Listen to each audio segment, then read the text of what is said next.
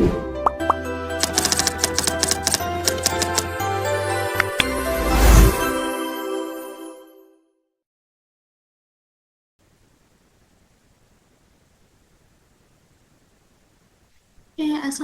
warahmatullahi wabarakatuh. Perkenalkan, saya Ratna dari mahasiswa Ekonomi Pembangunan UIN Syarif Hidayatullah Jakarta, angkatan 2023. Oke, pada kesempatan kali ini saya ingin menjelaskan mengenai sistem informasi geografis atau biasa disebut SIG. Nah, apa sih SIG? Apa aja komponennya? Kira-kira dalam kehidupan sehari-hari itu seperti apa? Nah, SIG itu sendiri merupakan sistem berbasis komputer yang digunakan untuk menangkap, menyimpan, menganalisis, memvisualisasikan data spesial atau data yang berbasis lokasi. Nah, sistem ini memang membantu kita untuk memahami pola-pola tertentu atau hubungan dan tren yang ada di bumi. Simple example atau contoh simpelnya gitu ya. Ketika ingin membangun sebuah rumah sakit, itu dibutuhkan dulu orang-orang di sekitar rumah sakit itu sendiri atau populasi di sekitar rumah sakit yang ingin dibangun tuh sebanyak apa. Nah, terus ditentukan juga jalannya gitu. Jalannya kira-kira apakah baik, apakah mudah diakses gitu. Barulah dibangun rumah sakit. Lalu ditaruh gitu kan, disimpan gitu di Google Maps. Nah, itulah fungsi dari SIG itu sendiri. Nah, selanjutnya ada komponen. Komponen dari SIG itu sendiri ada 5. Yang pertama ada hardware, software, data, people atau orangnya, dan metode. Yang pertama itu hardware. Nah, hardware itu biasanya tentulah perlu hardware gitu untuk melakukan analisis SIG itu sendiri. Hardware itu contohnya seperti apa? Seperti komputer, laptop, printer. Nah, kita perlulah membutuhkan alat-alat tersebut untuk membantu kita membuat peta. Tuh. Nah, membuat petanya di aplikasi, namanya software, dan aplikasi itu tersendiri bernama ArcGIS atau QGIS. Nah, setelah memiliki hardware dan software untuk membantu membuat petanya, kita juga perlu yang namanya data. Nah, data itu sendiri biasanya diperoleh melalui maps, atribut data, atau website-website yang memang memiliki database gitu, database peta. Contohnya bisa di website Ina Geoportal. Nah, itu kalian bisa melihat banyak sekali database untuk kita melakukan pemetaan. Lalu yang keempat ada people, itu orangnya gitu, usernya, user untuk menggunakan software itu sendiri adalah kita gitu. Nah, yang kelima itu metodenya atau teknisnya, gimana caranya kita membuat peta itu berdasarkan metode-metode yang ada. Lalu selanjutnya ada tipe-tipe dari data SIG atau data GIS. Yang pertama itu ada tipe special data, yang kedua ada atribut data. Nah, special data itu terbagi lagi menjadi 3, ada point, lines, dan polygon. Nah, points itu sendiri biasanya digunakan untuk mendigitasi bangunan gitu. Contohnya rumah sakit, sekolah, kantor polisi. Nah, itu menggunakan data points. Nah, untuk daerah sungai atau jalan itu kita menggunakan lines biasanya. Nah, untuk polygon itu biasanya digunakan untuk melihat kira-kira batas wilayah kecamatan gitu. Batas wilayah antar kecamatan, antar kota, antar kabupaten itu bisa menggunakan poligon atau bisa juga mendigitasi sawah, ladang, perkebunan itu menggunakan poligon. Selanjutnya ada atribut data. Nah, atribut data itu sendiri meliputi atau informasi untuk mengetahui jumlah populasi pada suatu daerah yang akan kita lakukan pemetaan. Tuh. Bisa juga melihat curah hujan pada daerah tersebut atau kira-kira karakteristik tanahnya itu seperti apa, itu bisa dilihat melalui atribut data. Nah, ada juga analisis dasar dari SIG sendiri yang sering gitu, sering dipakai oleh saya khususnya. Yang pertama ada analisis buffering, yang kedua analisis overlay, dan yang ketiga itu special query. Analisis buffering itu biasanya eh, digunakan untuk melihat radius atau zona tertentu gitu di sekitar objek yang memang ingin kita teliti. Contohnya kita mau melihat kira-kira kecamatan A atau kecamatan B itu rawan longsor gitu. Rawan longsor atau enggak di radius 5 kilo atau radius 3 kilo. Nah, bisa menggunakan buffering. Lalu overlay. Overlay itu teknik menggabungkan beberapa layer atau peta untuk melihat hubungan dan menghasilkan informasi baru. Nah, dari data yang ditumpuk, dari peta yang ditumpuk. Contohnya, kita ingin melihat kerawanan longsor, tuh menggunakan apa? Kita menggunakan peta curah hujan dengan peta karakteristik tanah. Nah, itu digabungin di layer, lalu kita bisa menghasilkan peta baru, gitu. Peta kerawanan longsor, itu juga bisa. Lalu yang ketiga itu ada special query. Nah, analisis ini adalah sebuah proses untuk mencari atau menseleksi data berdasarkan lokasi, jarak, atau hubungan ke ruangan. Biasanya contoh mudahnya itu kita ingin melihat kira-kira adakah sekolah yang dekat dengan jalan utama gitu atau jalan lain-lain, jalan nasional gitu. Itu bisa menggunakan special query atau melihat rumah sakit gitu. Rumah sakit di kecamatan A ada berapa gitu. Bisa pakai analisis tersebut. Oke, nah ini ada fungsi SIG. Fungsi SIG itu ada tiga. Yang pertama ada data collection, data analyze, dan data visualisasi. Data collection itu sendiri merupakan data untuk mengintegrasikan berbagai sumber seperti dari GPS, sensor, atau survei. Jadi eh, tempatnya data gitu, collection kan. Lalu ketika kita mendapatkan data-data tersebut, kita analisis lah, gitu. Itu kan data analyze. Nah, fungsi dari SCG itu sendiri. Nah, data analysis itu gunanya untuk apa? Gunanya untuk memahami pola seperti lokasi dengan tingkat risiko bencana. Nah, setelah kita bisa memahami pola tersebut, kita visualisasikanlah tuh untuk dijadikan sebuah peta yang mudah dipahami, yang detail dan interaktif. Oke, adapun aplikasi SIG dalam kehidupan sehari-hari itu banyak sekali tentunya. Yang pertama ada urban planning. Nah, urban planning ini biasanya digunakan untuk melihat rencana gitu atau mengetahui rencana kira-kira kalau membangun gedung di tengah kota tuh apakah ideal gitu. Taman di tengah kota itu apakah ideal gitu. Itu bisa salah satu contoh dari pengaplikasian SIG dalam sehari-hari. Yang kedua ada environmental management. Environmental management ini biasanya digunakan untuk melihat kira-kira bagaimana kerusakan hutan yang akan kita teliti gitu atau bagaimana pencemaran di suatu hutan tertentu gitu. Itu bisa juga diaplikasikan melalui GIS. Nah, atau SIG. Nah, yang ketiga ada disaster management. Ini juga cukup sering dilakukan.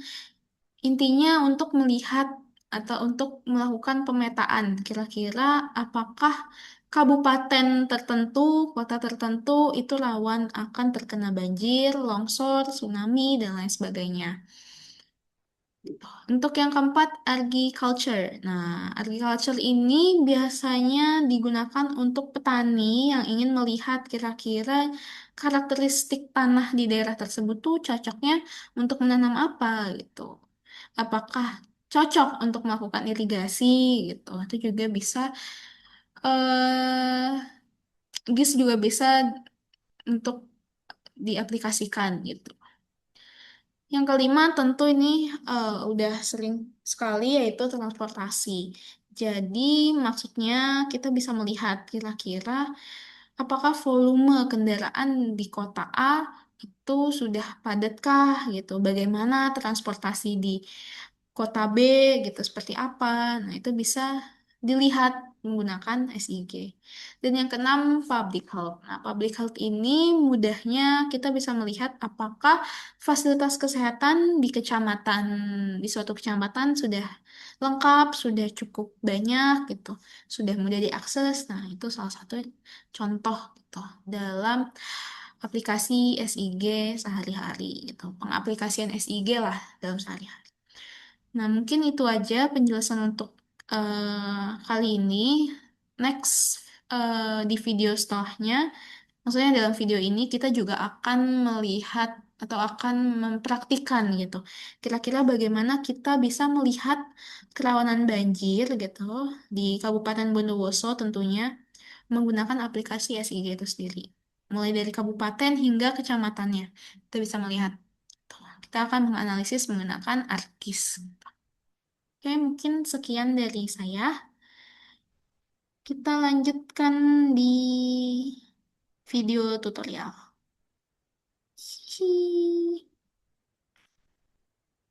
Oke, kita login ke Inajo Portal. Nah, kebetulan aku udah punya akunnya, jadi kita tinggal login menggunakan email, password, lalu kita ke database-nya ya. Kita di sini mau menggunakan ini data RBI per wilayah. Nah, ini ditunggu dulu sampai keluar hitam-hitamnya.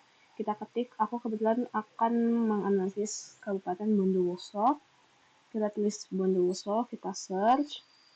Nah, selanjutnya ini kita tunggu aja sampai keluar download gitu. Kita pilih download yang nanti 25K. Kita tunggu aja. Ini emang agak sedikit lama. Kita pilih yang 25K. Nah, sudah punya ya datanya karena kalau ditungguin agak lama jadi ya di download lebih dahulu. Ini tadi diekstrak dulu datanya supaya bisa dimasukkan ke ArcGIS. Oke, setelah itu kita ke ArcGIS-nya. Ini udah diekstrak, kita ke ArcGIS-nya. Nah, kita create new project, kita bikin analisis kerawanan banjir di Kabupaten Bondowoso. Nah, ini project barunya. Kita bikin dulu.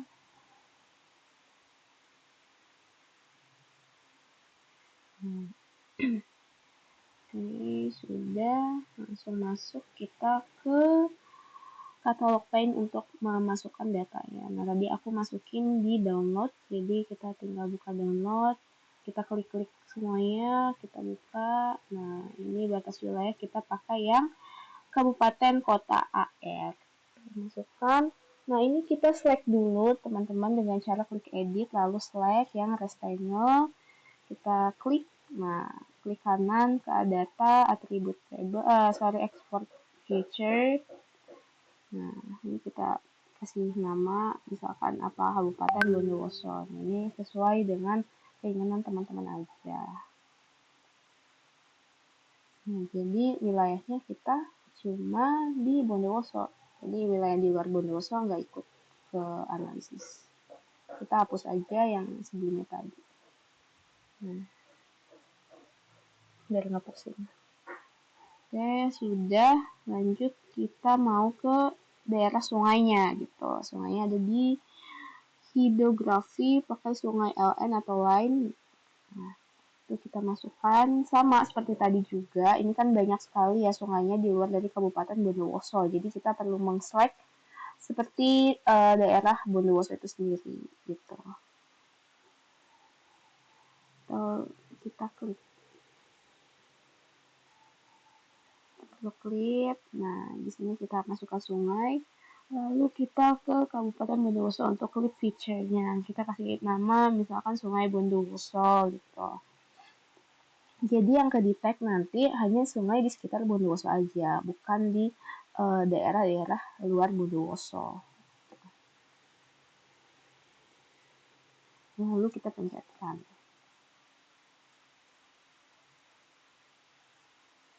Nah, sudah kita unchecklist yang sungai sebelumnya tadi, kita hapus juga nggak apa-apa. Jadi kita hanya menyisakan sungai yang memang ada di wilayah Bondowoso. Gitu. Oke, selanjutnya kita ke buffering. Kita mau melihat radiusnya ya. Ini kita masukkan Sungai Bondowoso. Nah, ininya meter. Referensi 100. Oke, kita coba dulu yang no dissolve. Nah, ini udah nggak apa-apa, biarin. Dissolve. Kita mau lihat perbedaannya apa, teman-teman. Nah, kita run.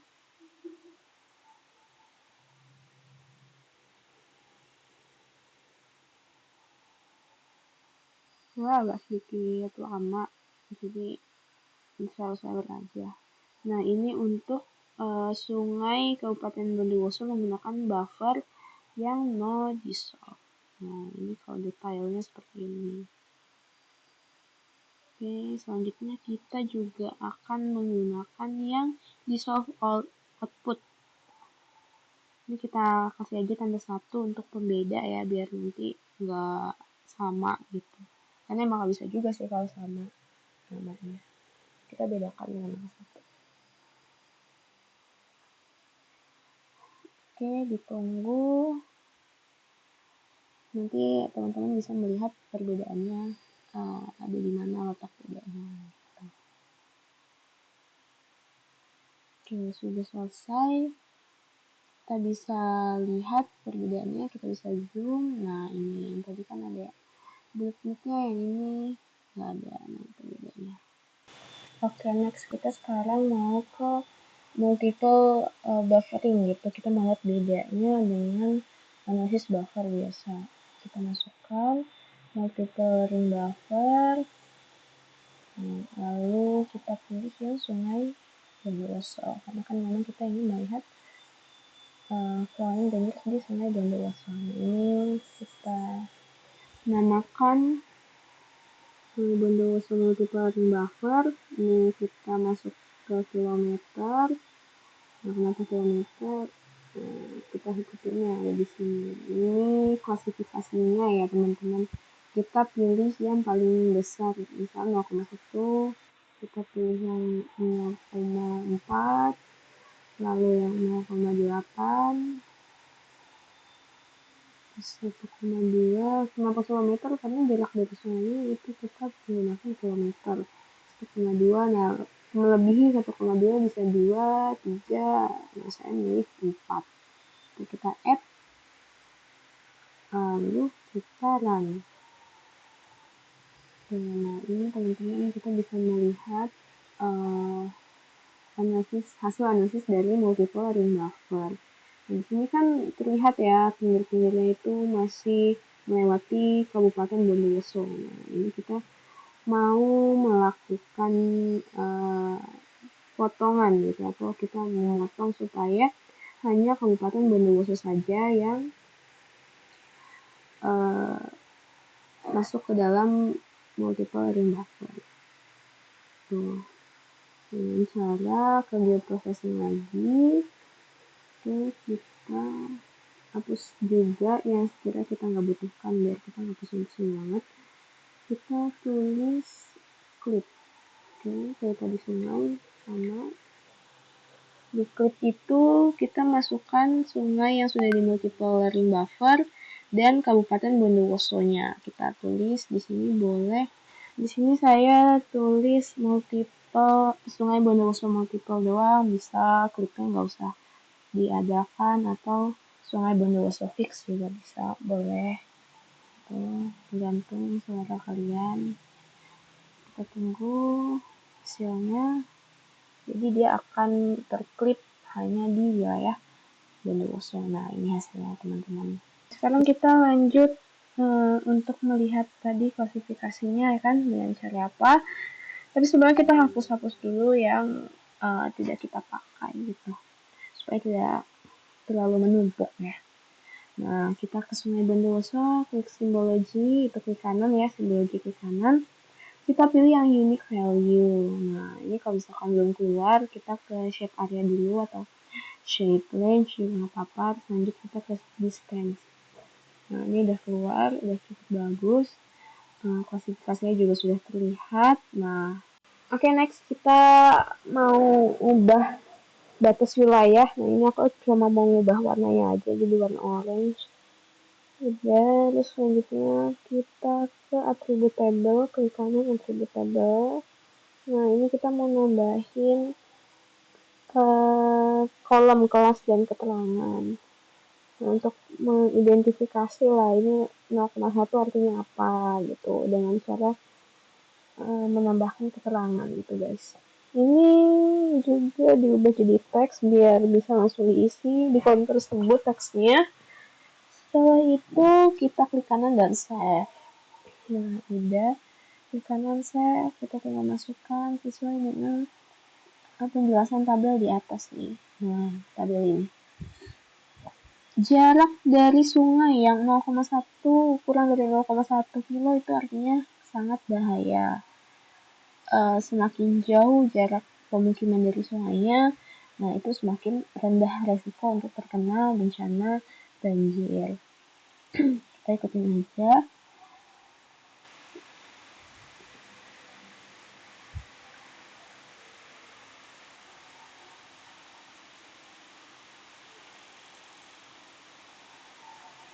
Nah, udah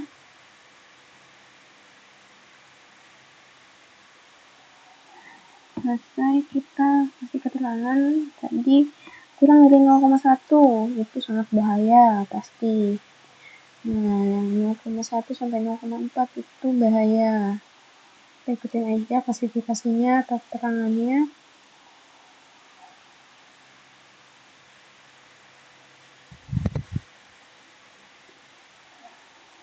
Oke, sudah. Kita save ke katalog file, ke view, kita memasukkan pemukiman yang ada di Kabupaten Bondowoso. Itu ada di area terbangun kalau saya. Wilayah terbangun. Nah, lingkungan terbangun. Nah, itu kita masuk ke pemukiman. Pemukiman 25K Taruna. Kalau kita lihat di sini pemukimannya masih di luar batas Kabupaten Bondowoso, maka kita perlu mengklik supaya pemukimannya hanya ada di Kabupaten Bondowoso.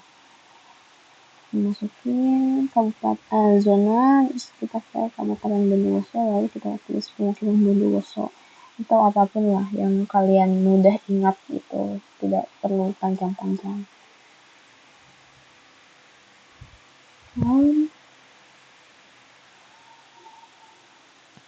Sudah, nah ini akan terlihat pemukiman yang hanya ada di wilayah Bondowoso teman-teman gitu.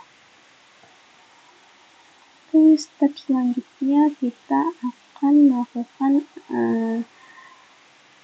ngecek ya kira-kira apakah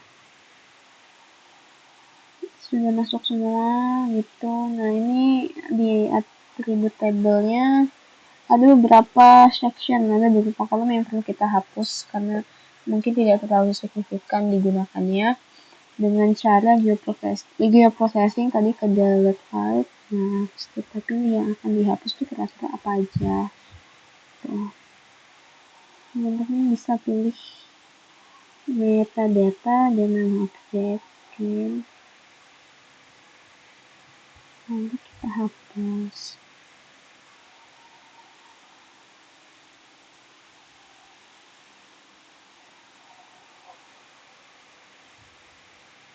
Nah, jadi yang tersisa hanya beberapa kolom saja yang sekiranya memang penting digunakan atau bisa menjadi sebuah keterangan gitu lah. Jadi tidak terlalu banyak kolom. Oke. Next kita akan melakukan intersect.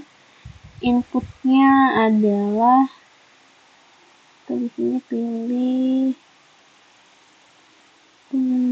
sungainya, setelah sungai kita pilih pemukiman, nah di sini kita tulis kerawanan banjir, karena kan kita memang ingin melihat kira-kira daerah mana yang rawan banjir gitu, ada di sebelah mana. Oh. Nah ini nggak usah perlu diubah, langsung run aja.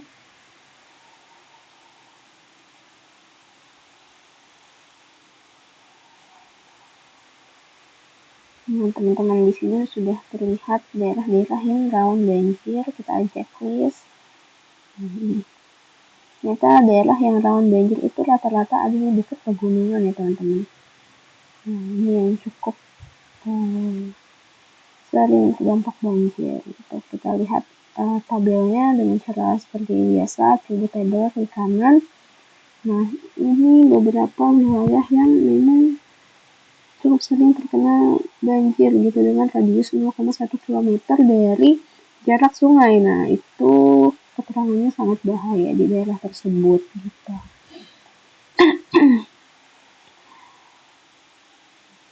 Kita bedakan lagi tadi kelas keterangan seperti biasa. Aku kesini sebenarnya memilih kelas untuk mengetahui aja.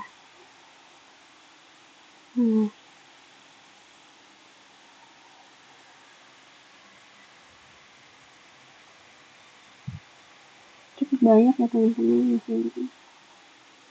Daerah-daerah yang memang terdampak akan banjir gitu. Setelahnya kita akan melakukan dissolve di geoprocessing seperti biasa. Terusnya di geoprocessing kita masukkan pemukiman, lalu kita berikan kerawanan banjir dissolve untuk outputnya. Ini kelasnya dan keterangan kita masukkan juga. Langsung kita run. Nah, ini sudah terlihat. Kita boleh cek tabelnya seperti biasa ke atribut tabel, terkanal juga nanti untuk yang kerawanan banjir yang sudah di dissolve. Selanjutnya kita mau melihat tabel yang ada di kerawanan banjir dissolve dengan cara atribut tabel seperti biasa. Nah, sini kita tambahkan luas. Kita mau mengetahui kira-kira luasnya seberapa luas lah daerah tersebut yang terkena banjir sangat bahaya gitu. Ini kita kasih desimalnya 4, terus kita save. Nah, ini kita hapus saja. Nah, ini calculate geometry. Kita pilih yang area geodesis. Kita lihat. Nah, di sini aku sudah simpan favorit karena dia ada di sebelah timur, agak timur ya, Jawa Timur, jadi ini 49S. Nah, sini sudah ketemu luasnya, ternyata cukup besar juga luas daerah yang memang terkena banjir yang cukup bahaya gitu, atau sangat bahaya malah ya. Itu ada sekitar 3.372 hektar. Oke, ini kita copy di Excel.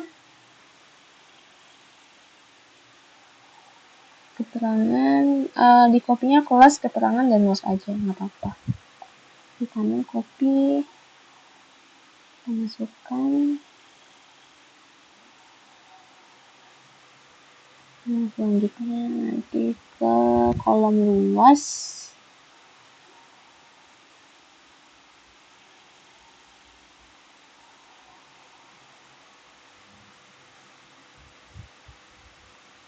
Kemudian kolom luas. Lalu kita akan membuat grafiknya. Gitu.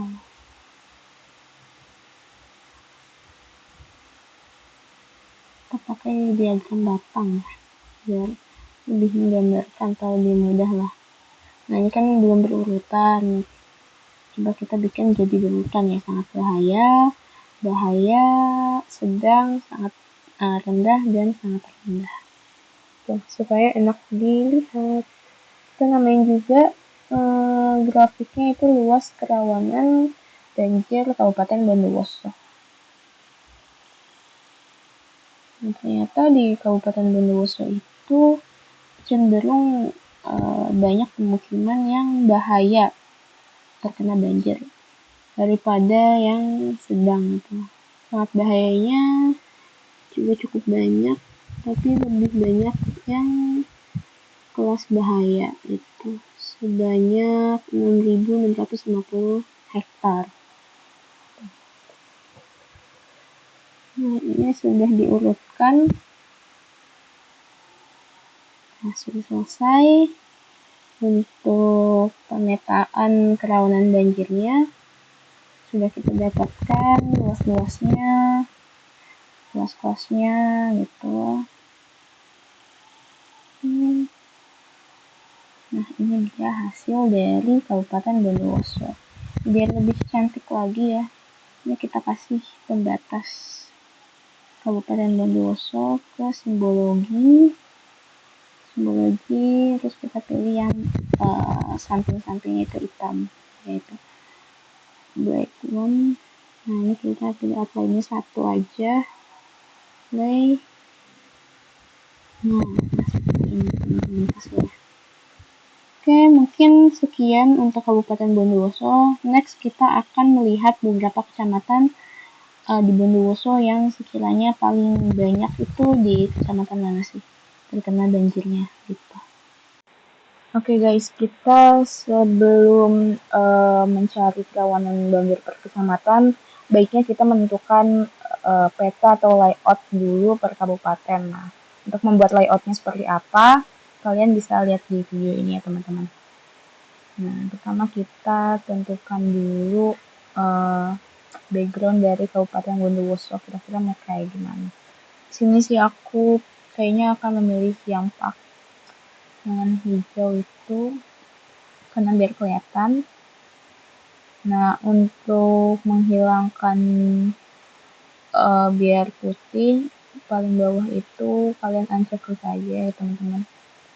Jadi petanya berwarna putih tuh seperti ini. Oke, sudah. Kita ke new layout, kita pilih yang A4.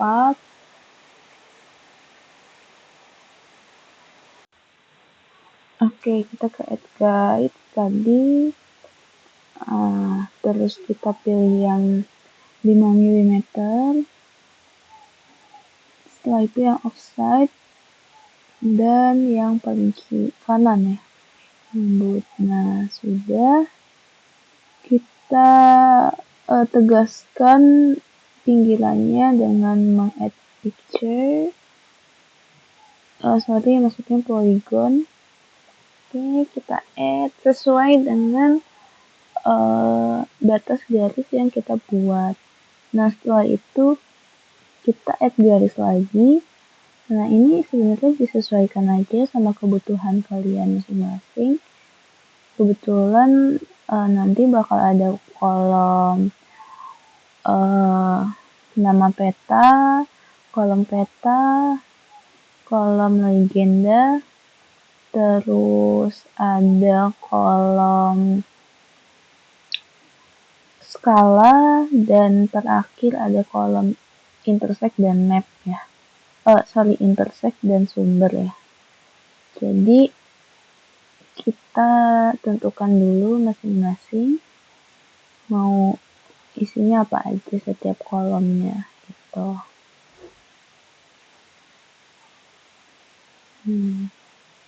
Jadi memang harus satu-satu agar kelihatan lebih rapi dan sesuai dengan keinginan teman-teman semua.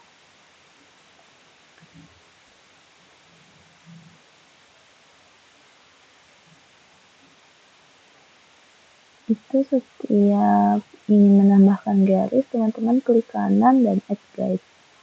Nah, nanti bakal muncul garis-garis berwarna biru itu. Gitu.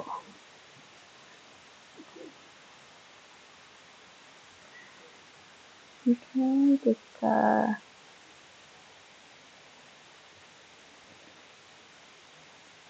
sudah semuanya terisi, kolom-kolomnya, garis-garisnya juga sudah disesuaikan. Teman-teman bisa klik poligon itu lagi. Nah, yang besar ini untuk lokasi mapnya. Nanti mapnya taruh di situ. Untuk lokasi yang kecil-kecil ini bisa ditaruh keterangan ya teman-teman. Jadi nanti uh, nama petanya, siapa yang membuat.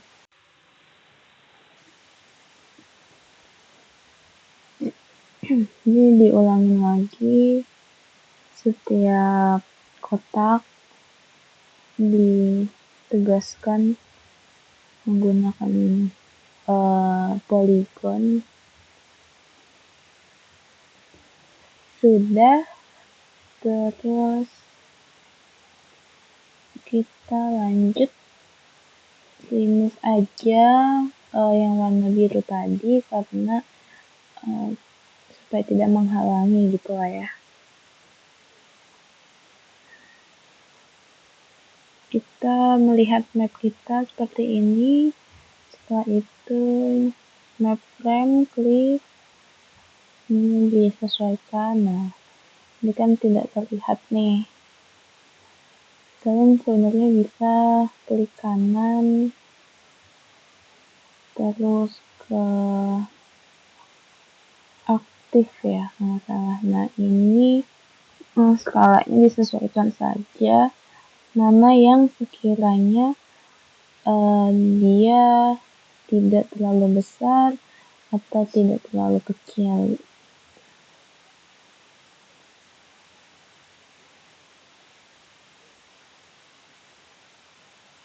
Ini tergantung dengan gaya teman-teman.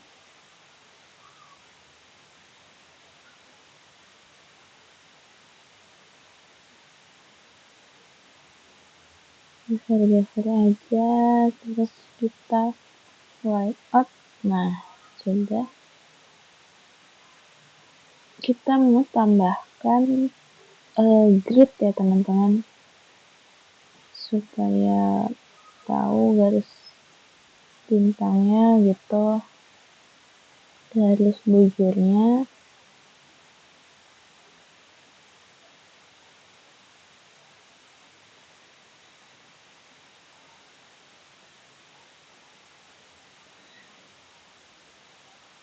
Kita sesuaikan juga banyaknya bujur dan banyaknya sangkar. Nah, ini terlalu banyak. Yang tadi kita hapus dulu. Kenapa? Supaya kita bisa mengubah loop titik dan ruang titiknya, supaya mudah gitu kita ubahnya, jadi nggak otomatis.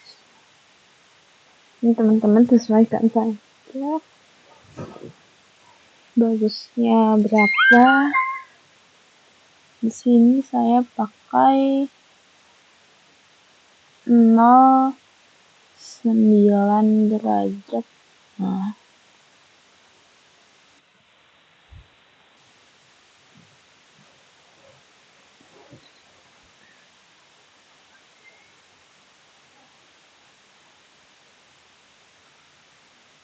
nah ini supaya terlihat lebih halus ya, diganti jadi titik-titik. Garisnya jangan terlalu garis. Jadi diganti titik-titik saja.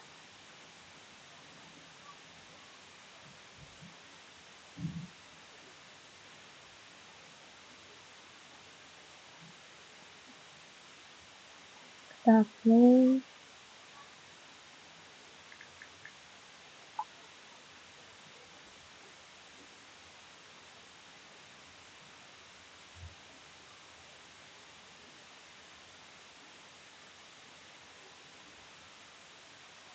Setelah itu, step selanjutnya adalah kita menambahkan gambar teman-teman. Sebelumnya gambarnya semoga sudah teman-teman download ya. Nah, ini ada gambar saya, logo UIN.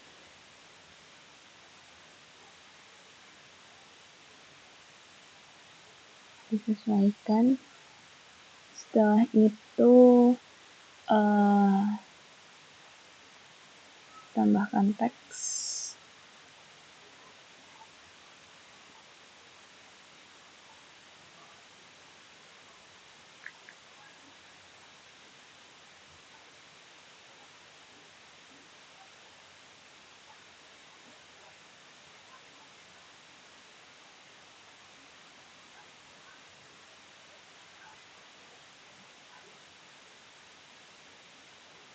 teman-teman tambahkan teksnya disesuaikan dengan konteks petanya, karena di sini konteks petanya adalah peta kerawanan banjir, jadi di sini saya tulis peta kerawanan banjir.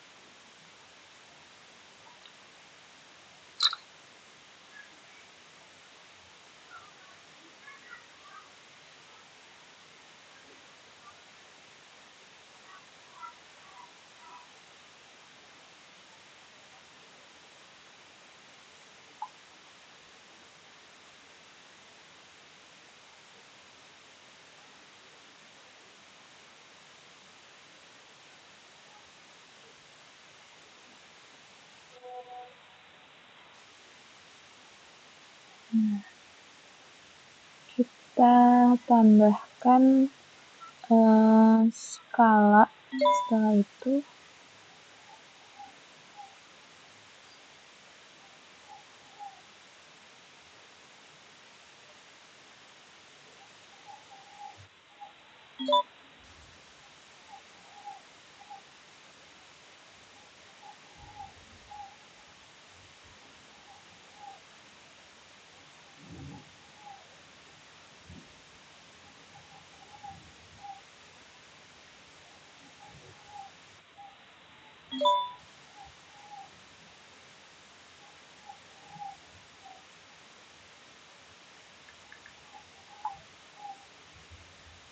kita tambahkan arah mata angin.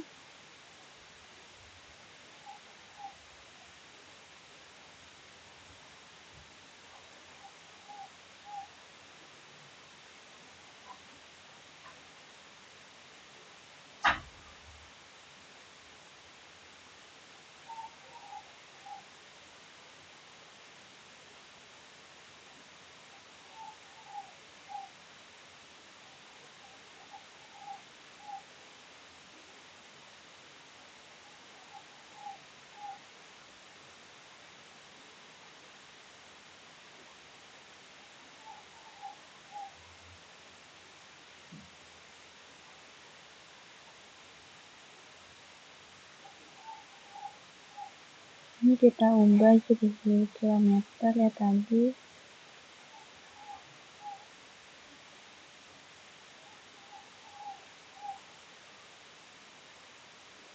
Ya ini karena terlalu lebar, jadi nanti kilometernya kita singkat aja jadi km.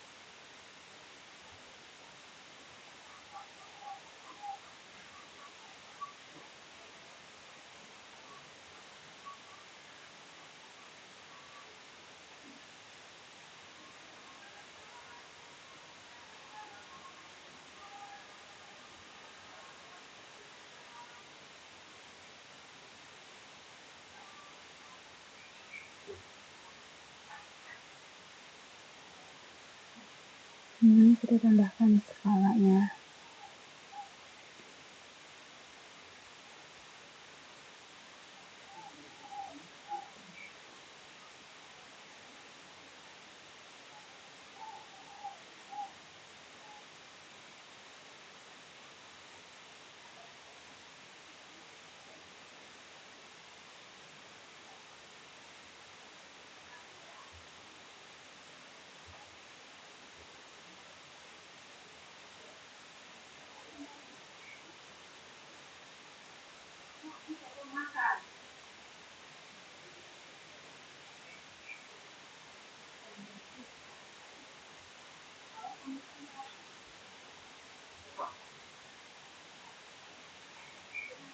Oke, jika sudah, sekarang kita ingin tambahkan legenda supaya lebih jelas ya. Tapi sebelum itu kita ubah dulu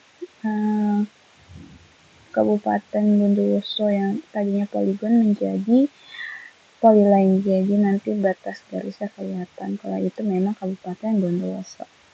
Nah ini kan masih ada biru-biru ya, ini kita bisa hapus dulu sih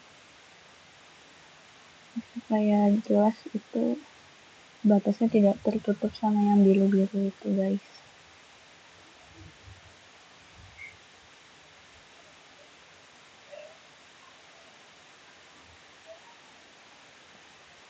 Klik kanan Kabupaten Bondowoso, atribut tembak harus kita clear. Nah sudah jadi biru-biru, tinggal kita pertegas aja garisnya, batas garisnya kita mau pakai yang mana, boleh diikuti atau bawa beda juga nggak apa-apa.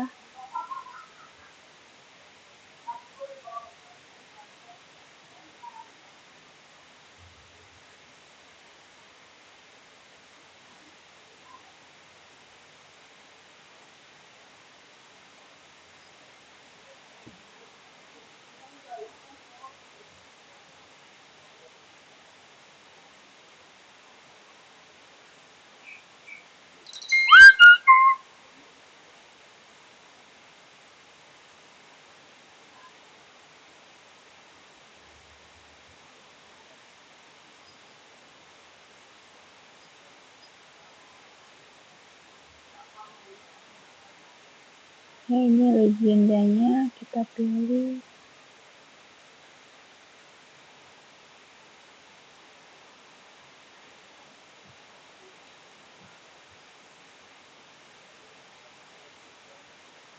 Oh iya, mungkin ini kan masih dalam kategori kelas ya, kita ganti jadi ke keterangan aja biar lebih mudah dipahami kayaknya ya.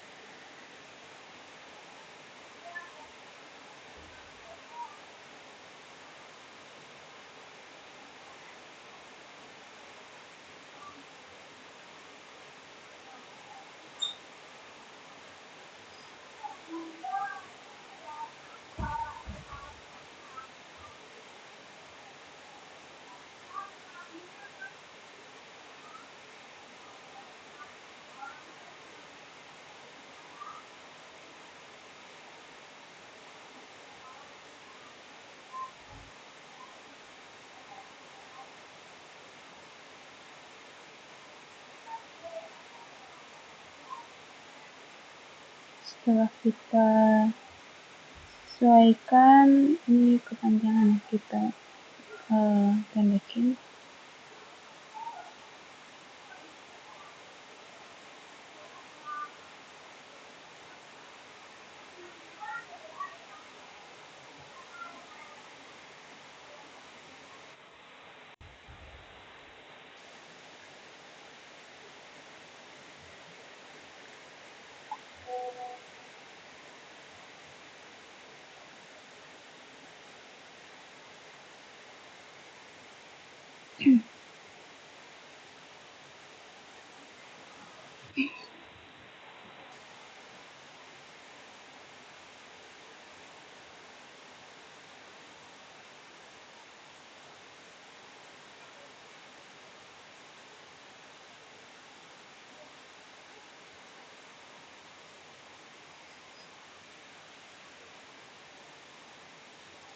Ini disesuaikan aja ya teman-teman, kalian fontnya mau seberapa besar gitu, yang penting kelihatan nggak tumpuk-tumpuk.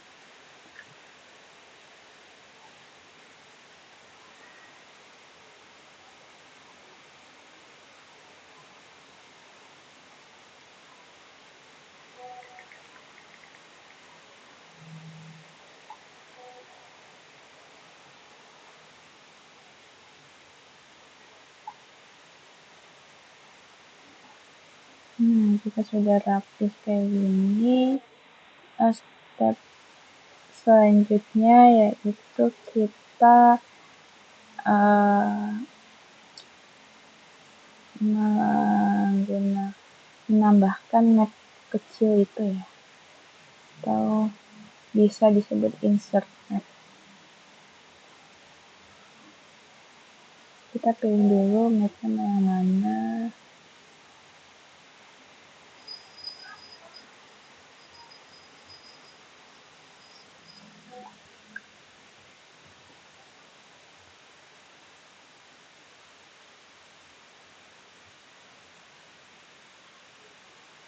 Ini terserah sih, kalian mau pilih yang mana.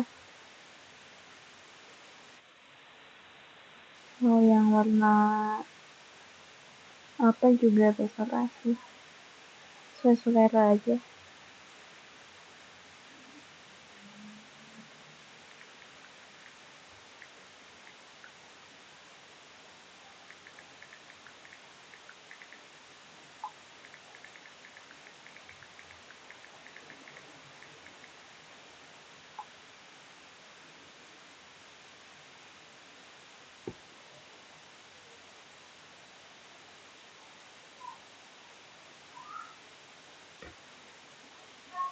Kalian atur aja besarnya, baiknya kayak gimana, besarnya kayak gimana, terus daerahnya yang mau kelihatan daerah mana aja, itu selera kalian aja sih.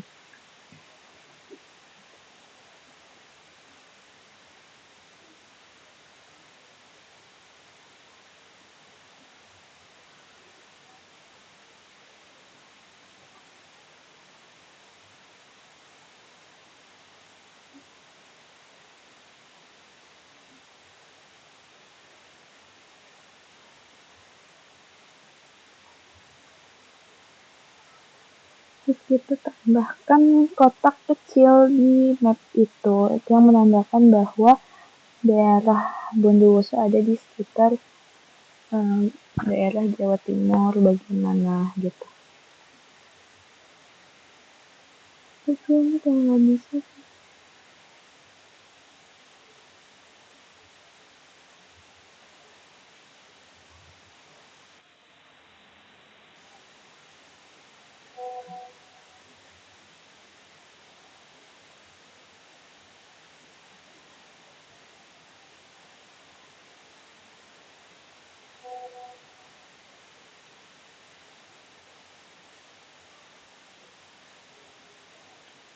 Ini juga garisnya disesuaikan teman-teman.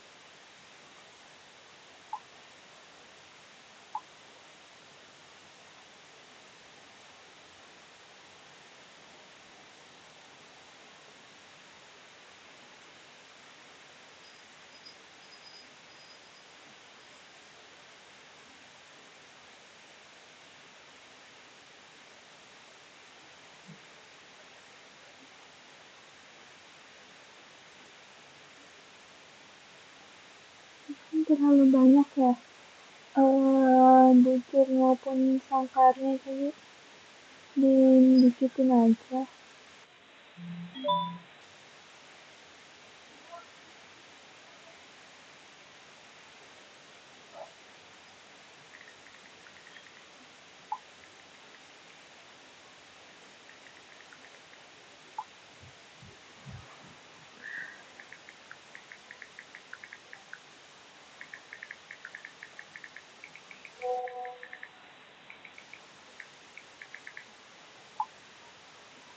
Nah, ini juga garisnya yang halus supaya tidak sakit mata. Enggak juga sih, maksudnya supaya ya enak dilihat aja.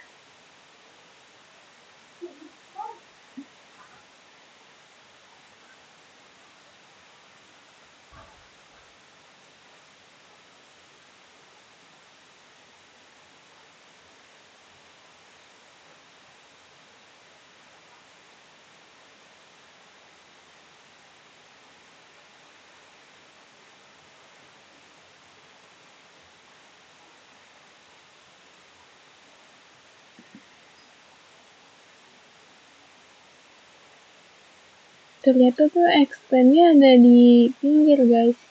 Ini sih ketutupan. Tuh sebenarnya ada, ternyata dia ada di bawah Surabaya, dari sekitar selatan lah. Nah,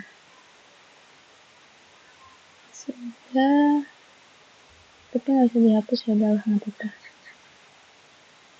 Yang sebelum-sebelumnya kan tadi kita udah ngeklik banyak.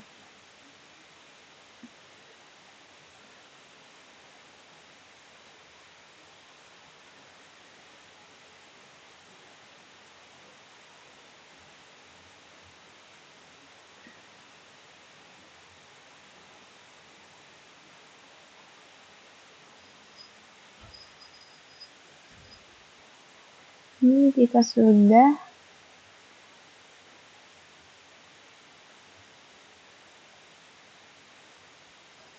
yang kita lakukan adalah menambahkan sumber dan nama kita. Itu kan kayak biasa aja, tadi kayak nambahin nama peta, itu kita tulis sumbernya dari RBI per wilayah, petanya itu namanya nama kalian masing-masing, namanya aku.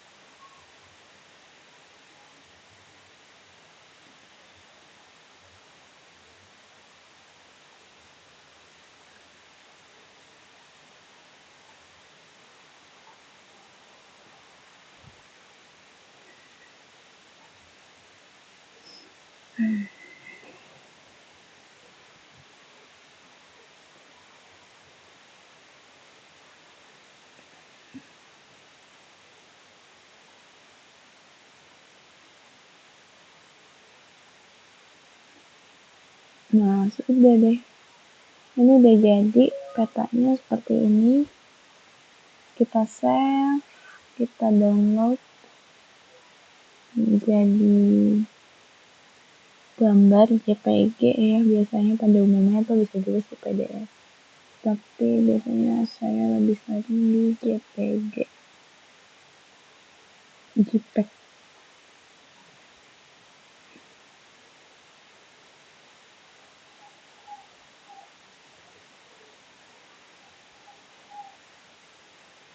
Ini udah kita rename jadi apa terserah lah. Kita export.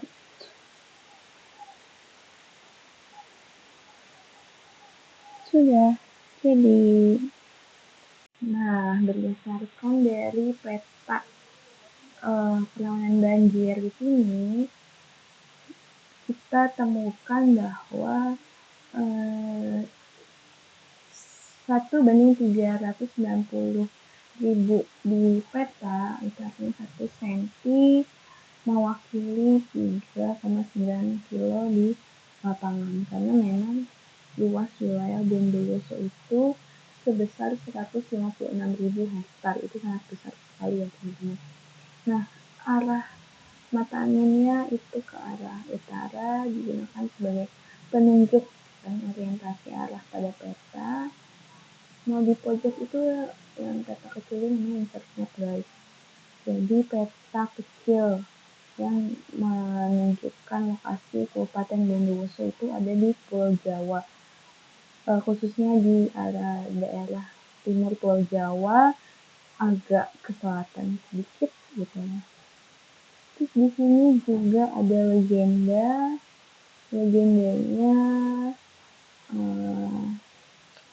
ada sangat rendah,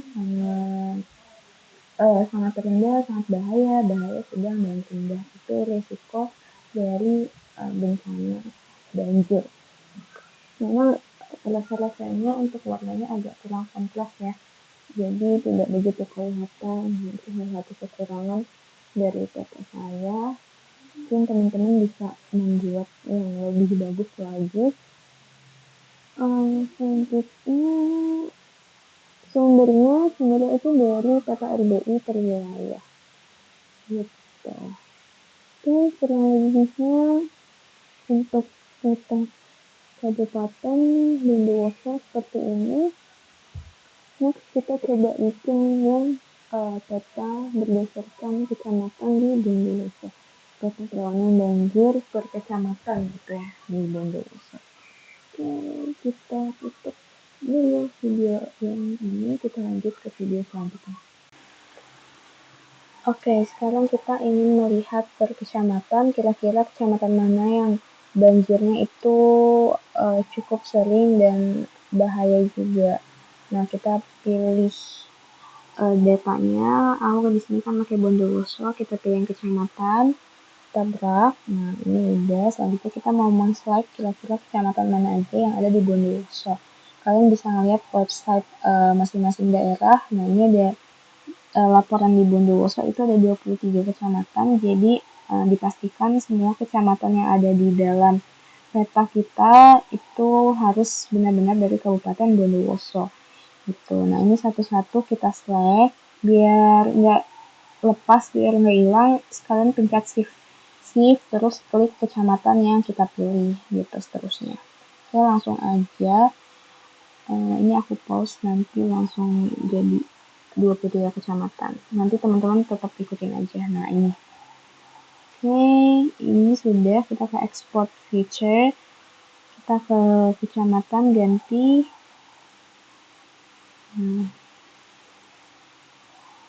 Oke, kita tunggu. Nah, ini dia kecamatan Bondowoso yang sudah dipilih, yang ada 23 kecamatan.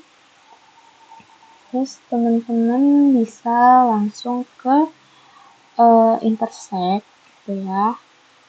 Di geoprocessing kita klik intersect, kita pilih. Nah, inputnya kita pakai yang dissolve teman-teman, yang kerawanan banjir dissolve. Nah, selama kecamatan, terus di sini kita tulis kerawanan atau daerah rawan berdasarkan kecamatan gitu, atau rawan banjir kecamatan gitu tuh juga boleh. Saran. Nah, ini teman-teman, ini based on kecamatan ya. Jadi udah dibagi per kecamatan. Kita ke attribute table. Nah, di sini lihat cukup banyak kolomnya, jadi kita tetap perlu menghapus beberapa kolom yang sekiranya kita tidak perlukan gitu. Oke, dengan cara ke geoprocessing delete, ada delete ya, dipencet yang ini, terus kita klik kecamatan, karena kan ini rawan banjir kecamatan, karena kan kita ingin menghapus beberapa tabel di situ. Nah, kita klik aja yang sekiranya teman-teman gak butuhkan. Kayak aku gak ngebutuhin nama objek, feature hot, dan lain-lain.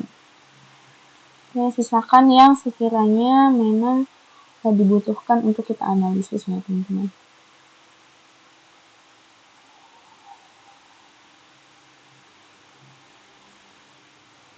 Oke, selesai.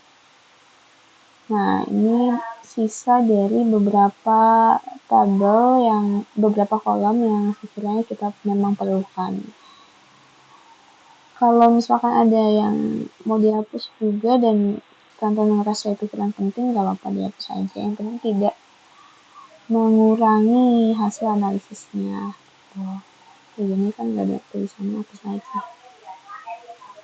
Nah, sudah.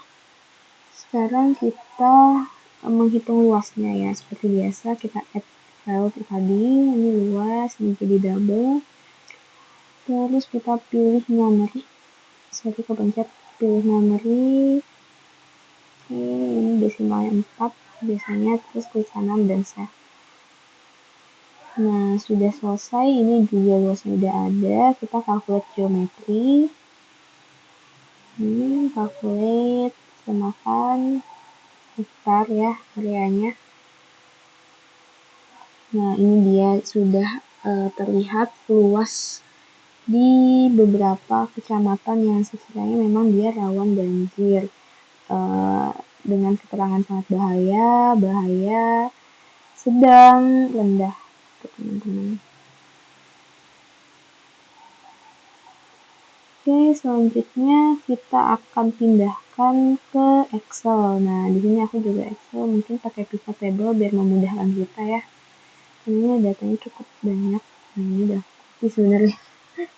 Nah, eh, kopinya dari atas itu kita select sampai ke bawah sampai sekiranya kita bisa di copy, ini klik kanan dan copy atau Ctrl C atau Ctrl C gitu. Ini sampai semuanya kita copy, jangan sampai ada yang terlewat.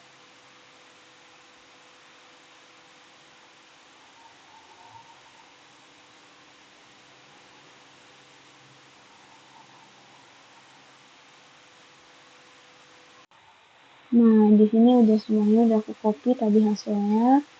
Kita blok atau Ctrl I juga bisa sih sini. Nah, terus kita rapihkan ya tabelnya. Terus kita ke private chart, private tabel. Nah, ikutin aja teman-teman.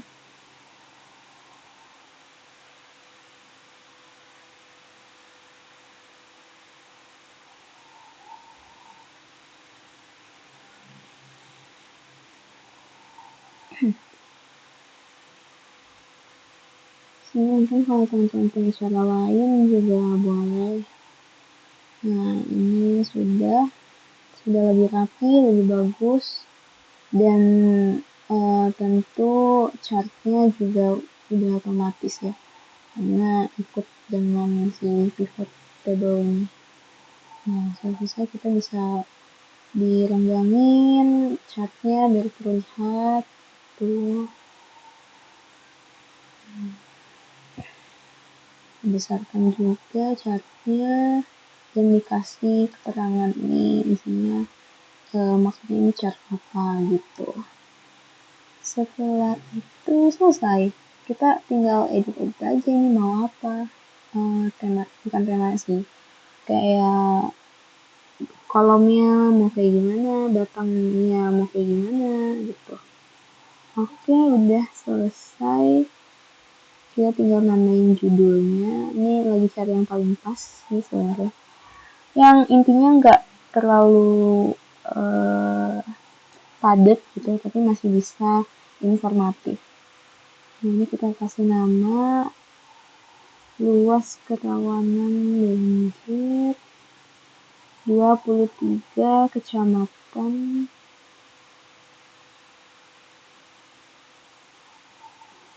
Bondowoso dalam hektar gitu. Nah, nanti setelah kita mengetahui beberapa kecamatan yang rawan banjir, kita perlu mengetahui kira-kira apa kebijakan ekonomi maupun sosial yang sekiranya cocok untuk diterapkan pada kecamatan tersebut gitu.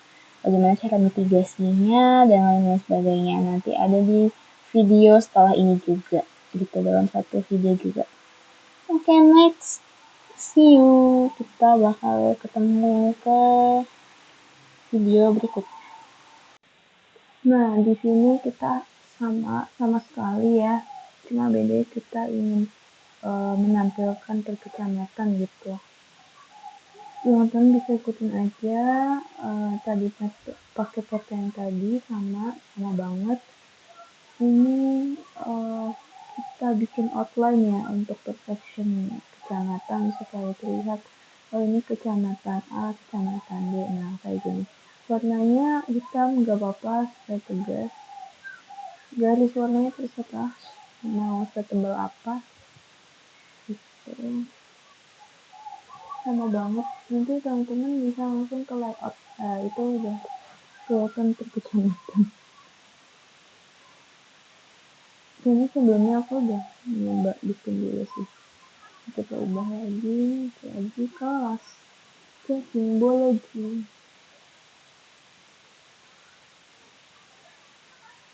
Satu jadi keterangan.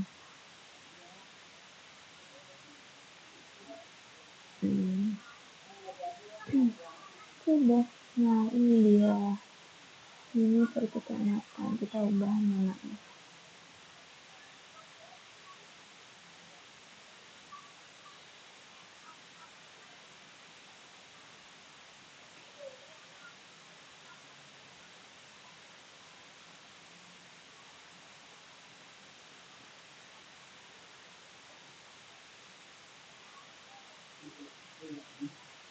Oke, sudah selesai. Seperti inilah penampakan hasil dari peta penanganan banjir berdasarkan kecamatan. Next, kita bakal melihat apa saja kebijakan yang perlu diambil dan bagaimana mitigasinya ada di video setelah ini.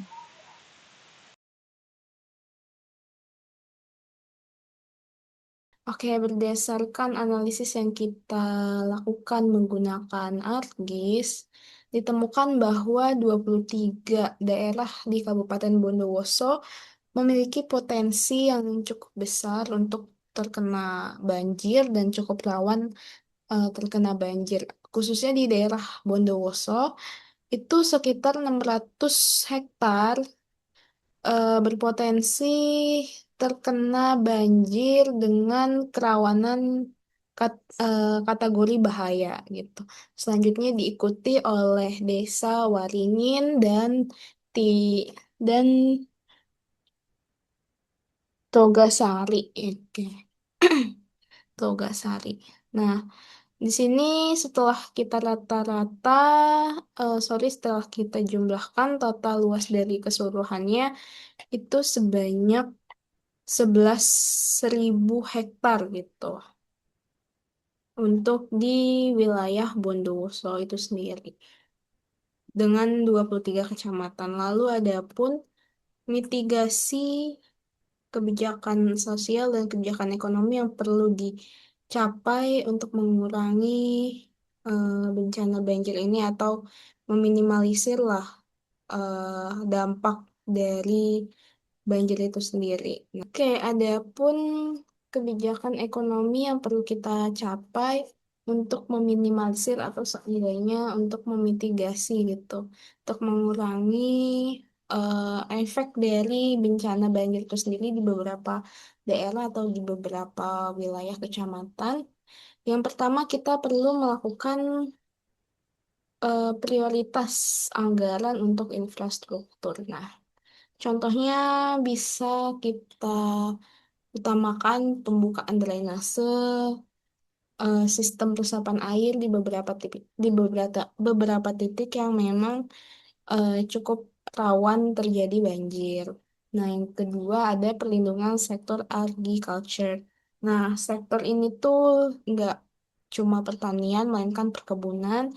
Mungkin kita juga bisa melakukan asuransi gagal panen kepada beberapa petani yang sekiranya memang mudah terdampak banjir gitu. Atau bisa juga kita mendiversifikasikan komoditas pertanian yang tahan akan air gitu. Terus juga kita bisa melakukan pengendalian tata ruang. Nah, maksudnya kita perlu membatasi beberapa pemukiman yang terdapat di daerah banjir dengan kategori sangat bahaya gitu. Ada beberapa wilayah yang di kecamatan tersebut cukup bahaya atau sangat bahaya bahkan terkena banjir. Contohnya kita bisa lihat di wilayah di wilayah Wonosari itu sekitar 237 luas lahannya itu sangat bahaya jika terkena banjir. Tuh. Dan tentunya kita perlu penguatan dana darurat daerah. Untuk apa? Untuk pemulihan eh, pasca bencana banjir jika terjadi banjir di daerah tersebut. Nah, di sini ada kebijakan sosial. Tadi kita sudah membahas mengenai kebijakan ekonomi itu sendiri. Di kebijakan sosial, yang pertama tentu kita perlu mengedukasi kebencanaan pada masyarakat. Kita perlu memberikan pelatihan bagaimana cara mengevakuasi diri sendiri, keluarga, dan orang-orang sekitar jika terjadi banjir bandang. Dan tentunya mungkin perlu diberikan simulasi simulasi rutin gitu. Yang kedua, perlindungan kelompok rentan. Nah, ini kelompok rentan tuh maksudnya siapa aja? Kelompok rentan tuh ada lansia, anak-anak, ibu hamil. Nah, kita perlu adakan posko kesehatan dan bantuan pangan jika sewaktu-waktu terjadi banjir besar pada wilayah-wilayah yang memiliki keterangan sangat bahaya ketika terjadi banjir gitu. Penguatan partisipasi komunitas juga diperlukan, misalkan kita membentuk kelompok siaga banjir gitu, supaya ketika terjadi bencana sudah mudah untuk dievakuasi. Tuh, dan relokasi bertahap. Relokasi bertahap ini sebenarnya agak agak tricky ya, karena kan kita juga perlu melihat pekerjaan dari orang-orang yang ada yang ingin kita relokasi gitu. Kita juga perlu menimbang menimbang mata pencarian mereka yang sekiranya memang ingin direlokasi gitu. Ini cukup tricky kalau untuk relokasi bertahap. Oke, selanjutnya ada mitigasi. Nah, mitigasi bencana ini bisa dibagi menjadi tiga.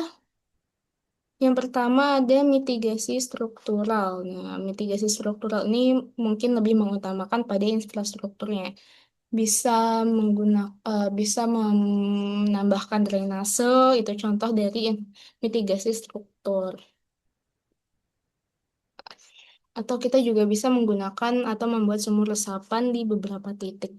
Dan tentunya melakukan reboisasi dari hulu ke hilir eh, agar tidak terjadi banjir besar. Atau mungkin jika terjadi curah hujan yang cukup besar, banjirnya pun tidak terlalu membahayakan gitu. Atau bahkan tidak banjir sama sekali gitu. Semoga.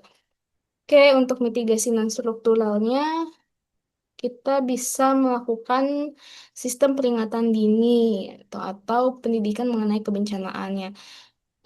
Kurang lebih sama seperti kebijakan sosial tadi, kita mengedukasi masyarakat sekitar mengenai bagaimana cara mengevakuasi diri sendiri, bagaimana mengevakuasi keluarga, dan orang-orang sekitar mengenai jika terjadi banjir tiba-tiba gitu. Nah, mitigasi berbasis SIG juga bisa dilakukan, yaitu kita dengan cara mengidentifikasi wilayah-wilayah prioritas gitu, atau wilayah-wilayah yang memang cukup tinggi terjadi banjir besar gitu, cukup membahayakan. Dan tentu kita bisa melakukan pemetaan jalur evakuasi melalui SIG itu sendiri gitu. Dan pemetaan daerah terdampak juga kita bisa lihat menggunakan SIG. Tuh. Oke, kurang lebihnya eh sekian dari saya, kurang lebihnya mohon maaf. Ini adalah video eh last video dari awal informasi mengenai SIG, bagaimana cara mempraktekannya, bagaimana cara melihat setiap kecamatan, dan ini adalah beberapa kebijakan yang mungkin bisa diambil jika terjadi bencana rawan pada Kabupaten Bondowoso. Kurang lebihnya mohon maaf. Wassalamualaikum warahmatullahi wabarakatuh.